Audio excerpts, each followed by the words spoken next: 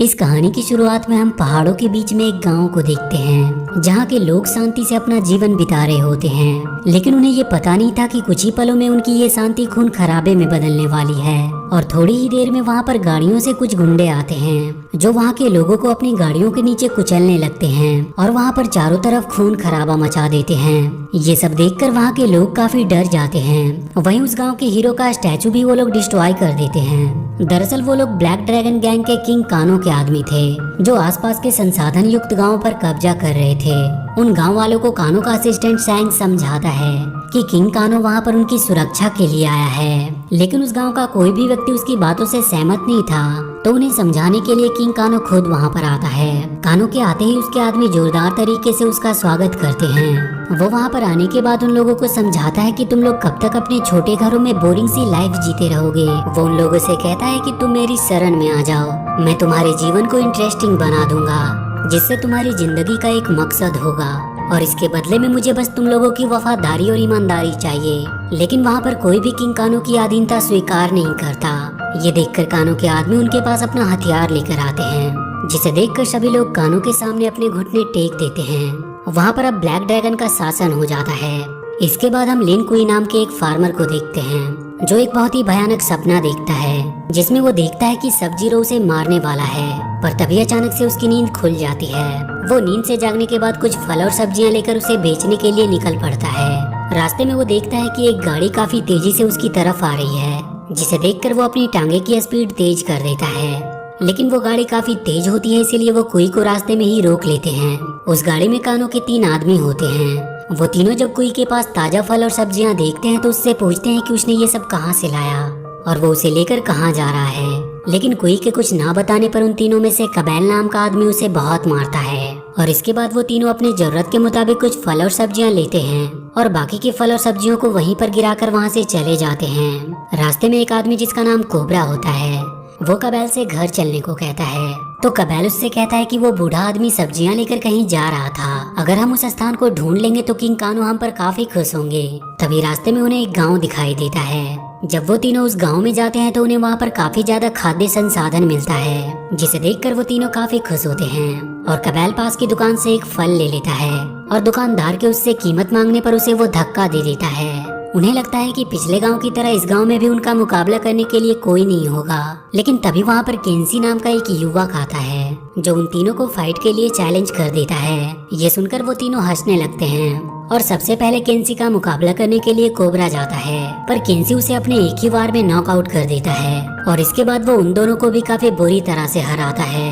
ये देखकर वो तीनों केंसी से अपने किंग कानो को वहाँ पर लाने की बात करके चले जाते हैं। उनके वहाँ से चले जाने के बाद वो दुकानदार केंसी को बताता है कि उसने आज ब्लैक ड्रैगन के आदमी को मारा है और वो दोबारा वहाँ पर वापस जरूर आएंगे। पर केंसी ये बात सुनकर काफी खुश होता है क्योंकि उसे लगता है कि एक बार फिर कोई उसे चैलेंज करने के लिए मिलेगा। उधर कानो अपने सिपाहियों में फाइट करा रहा होता है। तभी वहाँ पर वो तीनों पहुँचते हैं और वहाँ पर कबैल कानो से कहता है कि हम लोगों ने एक और अच्छी जगह देखी है जो बिल्कुल सुरक्षित और सुंदर है। उस गांव पर कब्जा करने के लिए वो लोग किंग कानो को चलने को कहते हैं, लेकिन कानो इसके लिए अपने एक आदमी ट्रेमर को भेजता है। उन लोगों के वहाँ से जाने के बाद कानो अपने असिस्टेंट सैंग को उस गांव में भेजता है ताकि वो पता लगा सके कि कौन है जिसने उसके 3 सोल्जर को अकेले ही हरा दिया।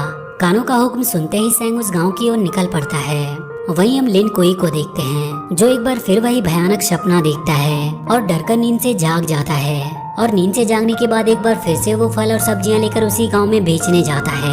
वहीं पर केंसी जब कुई के हाथों का टैटू देखता है तो वो काफी हैरान होता है। इसके बाद वो उसके पास आता है और उससे महान योद्धा लिन कुई के बारे में पूछता है, पर कुई उससे कहता है कि इसके बारे में उसे कुछ भी नहीं पता। लेकिन केंसी नहीं मानता और उसका टेस्ट लेने के लिए उसके ऊपर सब्जियों की टोकरी फेंकता है। इस पर कोई उससे पूछता है कि तुम चाहते क्या हो, तो केंसी उससे कहता है कि मैं केनिची तकाशी बनना चाहता हूँ जो सभी सेनानियों में सबसे महान योद्धा था। वो कोई से कहता है कि मैं चाहता हूँ कि आप जो कुछ भी जानते हो वो मुझे सिखाएं और इसके लिए वो उसे बहुत अच्छी रकम भी देने को तैयार है। लेकिन कोई उसे मना कर देता है और वो कहता है कि उसे किसी के पैसे नहीं चाहिए, वो बस शांति से अकेला रहना चाहता है। तभी वहाँ पर कानो के आदमी ट्रेमर के साथ आ जाते हैं जो केंसी को उनके सामने सरेंडर करने को कहते हैं। लेकिन केंसी के बदले कोई अपने आप को सरेंडर कर देता है क्योंकि वो नहीं चाहता था कि वहाँ पर वो लोग फाइट करे। लेकिन ट्रेमर कोई को एक किक मारता है और वो केंसी के साथ फाइट करने लगता है। शुरू में तो केंसी ट्रेमर को बहुत मारता है, लेकिन थोड़ी ही देर में ट्रेमर केंसी पर भारी पड़ने लगता है और जैसे ही ट्रेमर उसे मारने वाला होता है, कानो का असिस्टेंट सैंग उसे ऐसा करने से मना कर देता है। इसके बाद ट्रेमर वहाँ के लोगों से कहता है कि किंग कानो जल्दी यहाँ पर आने वाले हैं और वो लोग तैयार रहे उनके सामने अपने घुटने टेकने के लिए। जब वो लोग वहाँ से चले जाते हैं तो सैंग केंसी के पास आता है और उससे कहता है कि मैं भी तुम्हारी तरह एक बहादुर योद्धा था, लेकिन जिसके पास पावर होती है हम उसका कुछ नहीं बिगाड़ सकते, लेकिन एक हथियार है जिससे तुम शक्तिशाली बन सकते हो। वो उसे बताता है कि एक ऐसी स्वॉर्ड है जिसमें काफी अद्भुत शक्तियाँ हैं और उसकी मदद से वो कानो को भी हरा सकता है।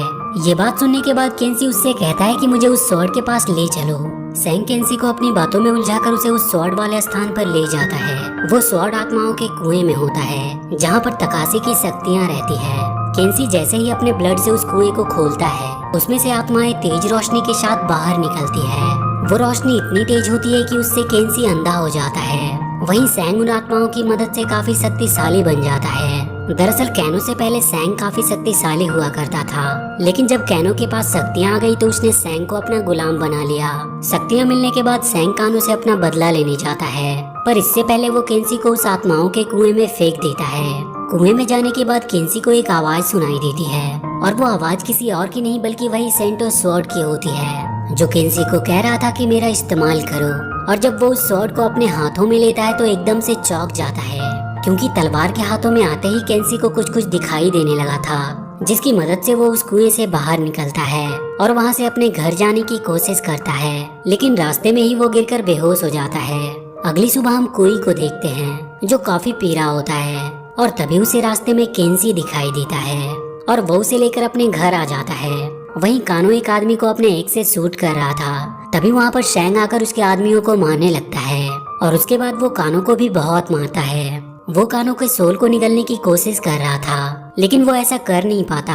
इस पर कानो सैंग के एक हाथ को ही उखाड़ देता है और उसके बाद उसे बहुत मारता है और आखिर में वो सैंग का सर धड़ से उखाड़कर उसे मार देता है।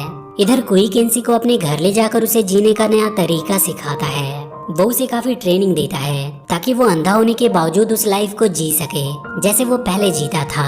रात में केंसी कोई को अपने तलवार के बारे में बताता है कि वो जब उसके हाथों में होती है तो उसे दिखाई देने लगता है और ऐसा लगता है मानो वो उसे गाइड कर रही हो। जब वो दोनों सो जाते हैं तो कोई को वो सपना एक बार फिर आता है, जिसमें वो इस बार देखता है कि वो खुद से ही अपने आप को मारने की कोशिश कर रहा है। तभी केंसी उसे जगा देता है। वहीं दूसरे दिन कोई केंसी को तलवार को कंट्रोल करने की ट्रेनिंग देता है, लेकिन केंसी वो कर नहीं पा रहा था। काफी चीजों में फेल होने के बाद वो ये सब छोड़ने का डिसाइड करता है। तो कोई उसे समझाता है कि कमजोर हमेशा परिस्थितियों को दोष देते हैं, लेकिन एक योद्धा किसी भी परिस्थिति में अपनी हार नहीं मानता। उसके काफी मोटिवेट करने पर केंसी दोबारा कोशिश करता है और इस बार वो काफी बेहतर कर रहा था। इसी प्रकार वो कई दिनों के ट्रेनिंग के बाद वो हर एक चीज को परफेक्ट करने लगता है। एक दिन केंसी कोई से पूछता है कि आप इतने महान योद्धा होने के बावजूद ब्लैक ड्रैगन के सामने घुटने क्यों टेक दिए। इस पर कोई उसे अपनी पुरानी कहानी बताता है। काफी समय पहले कुछ दरिंदों ने कोई के शहर पर हमला कर दिया था।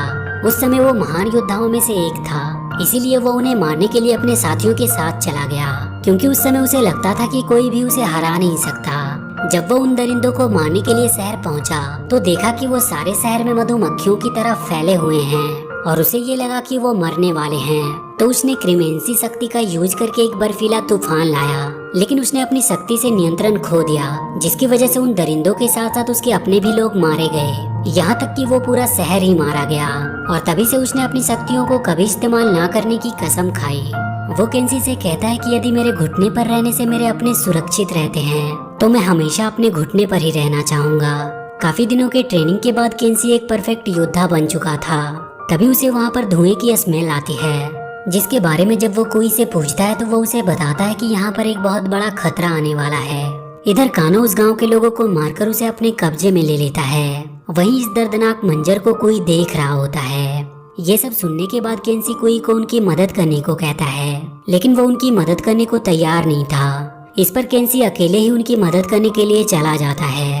वो अकेले ही कानो के पास जाता है और उसके आदमियों को मार गिराता है। कानो के आदमी जब देखते हैं कि वो केंसी को सामने से नहीं मार सकते तो वो उसे धोखे से मारते हैं। और जैसे ही कबैल केंसी को जान से मारने जाता है तो कानो उसे ऐसा करने से मना कर देता है। वहीं कोई ये सब छुपकर देख रहा था और इसके बाद वो अपने फार्म हाउस आकर अपना हथियार लेता है ताकि वो अपने लोगों को बचा सके और अपने फार्म हाउस को जलाकर वहाँ पर स्कॉर्पियन को बुलाता है।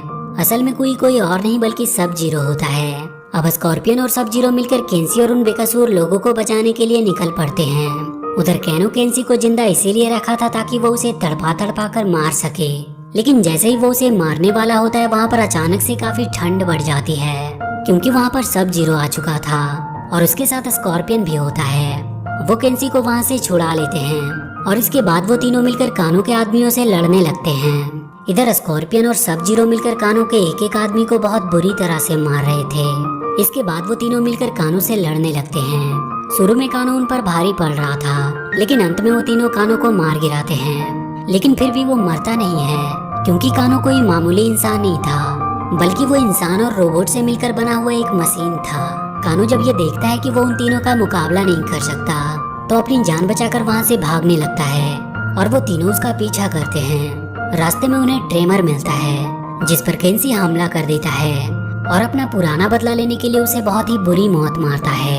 इधर स्कॉर्पियन भी कबाल को अपनी आग में जलाकर मार डालता है और वहीं कानो अपनी जान बचाकर एक सीक्रेट रूम में चला गया था जिसके पीछे सब जीरो भी जाता है। उस सीक्रेट रूम में एक टाइम मशीन थी जिसकी मदद से कानो उस डेट और टाइम को चेंज करने की कोशिश कर रहा था, जिसकी वजह से सब जीरो यानी कि कोई का अस्तित्व खत्म होने लगा था। लेकिन तभी कोई कानो को उस मशीन से दूर कर देता है जिसकी वजह से कानो का उस मशीन पर से कंट्रोल हट जाता है और कोई दोबारा से अपने अस्तित्व में आ जाता है। इसके बाद उन दोनों में एक बहुत ही खतरनाक फाइट होती है। काफी समय तक कानो कोई को बहुत मारता है, लेकिन अंत में कोई कानो के हाथों को उखाड़कर उसे उसी के टाइम मशीन में दबाकर मार डालता है। थोड़ी ही देर में वहाँ पर केंसी और स्कॉर्पियन भी आ जाते हैं। वो तीनों वहाँ से बाहर निकलकर उस रूम को टाइम मशीन के साथ डिस्ट्रॉय कर देते हैं। कोई इन सब चीजों के लिए केंसी का शुक्रिया अदा करता है और इसके बाद वो स्कॉर्पियन के साथ हमेशा के लिए वहाँ से चला जाता है। और इसी के साथ ये कहानी यहीं पर खत्म हो जाती है।